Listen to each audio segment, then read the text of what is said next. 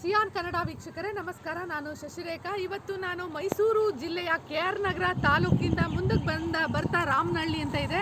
ಈ ರಾಮನಹಳ್ಳಿಲಿ ಇದು ನಾನೀಗ ತೋರಿಸ್ತಾ ಇರೋದು ನದಿ ಲಕ್ಷ್ಮಣ ತೀರ್ಥದ ಒಂದು ಸೇತುವೆ ಮೇಲೆ ನಾನು ನಿಂತಿದ್ದೀನಿ. ಇಲ್ಲಿ ನೋಡ್ತಾ ಇದ್ದೀರಾ ನೀವು ರಸ್ತೆ, ಆ ಸೇತುವೆ ಮೇಲೆ ಲಕ್ಷ್ಮಣ ತೀರ್ಥ ಪವಿತ್ರ ನದಿ ಅಂತ ಹೇಳ್ತಾರೆ. ಯಾಕಂದರೆ ಇದು ನಮ್ಮ ದಕ್ಷಿಣ ಕನ್ನಡದ ಜೀವನದಿ, ದಕ್ಷಿಣ ಕರ್ನಾಟಕದ ಜೀವನದಿ, ಕಾವೇರಿ ನದಿಗೆ ಉಪನದಿ ಲಕ್ಷ್ಮಣ ತೀರ್ಥ. ಈ ಲಕ್ಷ್ಮಣ ತೀರ್ಥ ಹುಟ್ಟೋದು ಎಲ್ಲಿ ಅಂದರೆ ಹುಣಸೂರಿಗಿಂತ ಮುಂಚೆ. ಆ ಹುಣಸೂರಿನಲ್ಲೂ ಸಹ ನದಿ ಗ್ರೀನ್ ಕಲರ್ ಆಗಿಬಿಟ್ಟಿದೆ, ಚರಂಡಿ ನೀರು ಸೇರಿ ಅದನ್ನು ಸಹ ನಿಮಗೆ ನಮ್ಮ ಚಾನಲ್ನಲ್ಲಿ ತೋರಿಸಿದ್ವಿ ಈ ಹಿಂದೆ. ಈಗ ನಾನು ಇಲ್ಲಿ ತೋರಿಸ್ತಾ ಇರೋ ರಾಮನಹಳ್ಳಿಲಿ ನೋಡಿ, ಜನ ಅಲ್ಲಿ ಬಟ್ಟೆ ತೊಳಿತಾ ಇದ್ದಾರೆ. ನದಿ ತೀರದ ಪಕ್ಕದಲ್ಲಿ ನೋಡಿ ಎಷ್ಟು ಗಲೀಜಿದೆ. ಇದೇನಾ ನಾವು ಭಾರತೀಯರು ನದಿಯನ್ನು ನೋಡ್ಕೊಳ್ಳುವಂತಹ ಸ್ಥಿತಿ? ಅಷ್ಟು ಗಲೀಜಾಗಿರೋ ನದಿಯಲ್ಲಿ ತಿರ್ಗಾ ನಾವು ಮುಳುಗಿ ಹಾಕ್ತೀವಿ.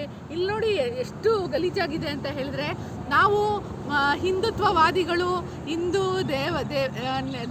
ದೇವತೆಯರು ಈ ನದಿಯಲ್ಲಿ ನೆಲೆಸಿರ್ತಾರೆ, ಅವರು ನಮ್ಗೆ ಆಶೀರ್ವಾದ ಮಾಡ್ತಾರೆ ಅಂತ ಎಲ್ಲ ನಾವು ಒಂದು ನಂಬಿಕೆಯಿಂದ ಪ್ರಾರ್ಥನೆ ಮಾಡ್ತೀವಿ. ಆದರೆ ಅದೇ ನೀರನ್ನು ಎಷ್ಟು ಹೊಲಸು ಮಾಡಿದ್ದೀವಿ ಅನ್ನೋದನ್ನು ನೀವು ನೋಡ್ತೀರಿ. ಯಾಕೆ ಅವ್ರಿಗೆಲ್ಲ ಸರ್ಕಾರದ ವತಿಯಿಂದ ಇರ್ಬೋದು, ಪಂಚಾಯಿತಿ ವತಿಯಿಂದ ಇರ್ಬೋದು, ಅಥವಾ ಈಗ ಹಿಂದುತ್ವ ವಿಚಾರವನ್ನು ಹೇಳುವಂತಹ ಜಾಗೃತ ಸಮಿತಿಗಳು ಸಹ ಅವ್ರಿಗೆ ಯಾಕೆ ಇದುವರೆಗೂ ಒಂದು ಅವೇರ್ನೆಸ್ ಮಾಡಿಸಿಲ್ಲ? ಅವರು ಅದೇ ನೀರಿನಲ್ಲಿ ಸ್ನಾನನೂ ಮಾಡ್ತಾರೆ, ಅದೇ ನೀರಿನಲ್ಲಿ ಬಟ್ಟೆನೂ ತೊಳಿತಾರೆ, ಪಾತ್ರೆನೂ ತೊಳಿತಾರೆ. ಈಗಲೂ ಸ್ವಾತಂತ್ರ್ಯ ಬಂದು 75 ವರ್ಷ ಆದರೂ ಈ ರೀತಿ ಬೇಸಿಕ್ ಆಗಿ ಹೇಗೆ ನಾವು ಕ್ಲೀನ್ನೆಸ್ ನಾವು ಕಾಪಾಡ್ಕೋಬೇಕು ಅಂತ ಗೊತ್ತಿಲ್ಲ.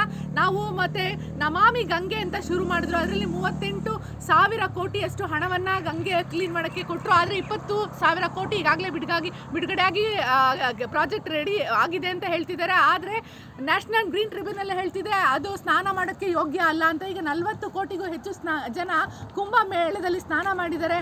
ಆ ಕುಂಭಮೇಳದಲ್ಲಿ ಸ್ನಾನ ಮಾಡಿದವ್ರ ಗತಿ ಏನೋ ಅಲ್ಲಿ ಉತ್ತರದಲ್ಲಿ ಆ ರೀತಿ ಆದರೆ, ಇಲ್ಲಿ ದಕ್ಷಿಣದಲ್ಲಿ ಲಕ್ಷ್ಮಣ ತೀರ್ಥವನ್ನು ನಾವು ಬಹಳ ಒಂದು ವರ್ಷಾನುಗಟ್ಲೆಯಿಂದ ಹೇಳ್ತಿದ್ದೀವಿ. ಇಲ್ಲಿ ಬರುವಂತಹ MLA GT ದೇವೇಗೌಡ ಅಲ್ಲಿ ಹುಣಸೂರಲ್ಲಿ ಅವ್ರ ಮಗನೇ ಇದ್ದಾರೆ, ಅವರು ಇದನ್ನು ಮುಟ್ಟೋಕ್ಕೆ ಹೋಗಲ್ಲ.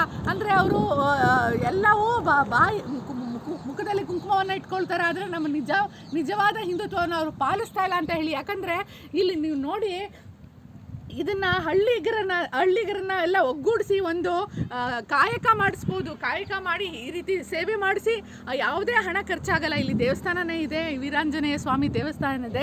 ಯಾವುದೇ ಗಾಡಿ ಮೇಲೆ ಒಂದು ಆಂಜನೇಯನ ಫೋಟೋ ಒಂದು ಭರ್ಜರಿಯಾಗಿ ಹಾಕೊಂಬಿಟ್ರೆ ನಾವು ಹಿಂದುತ್ವ ಪಾಲಿಸ್ತೀವಿ ಅಂತ ಅಲ್ಲ.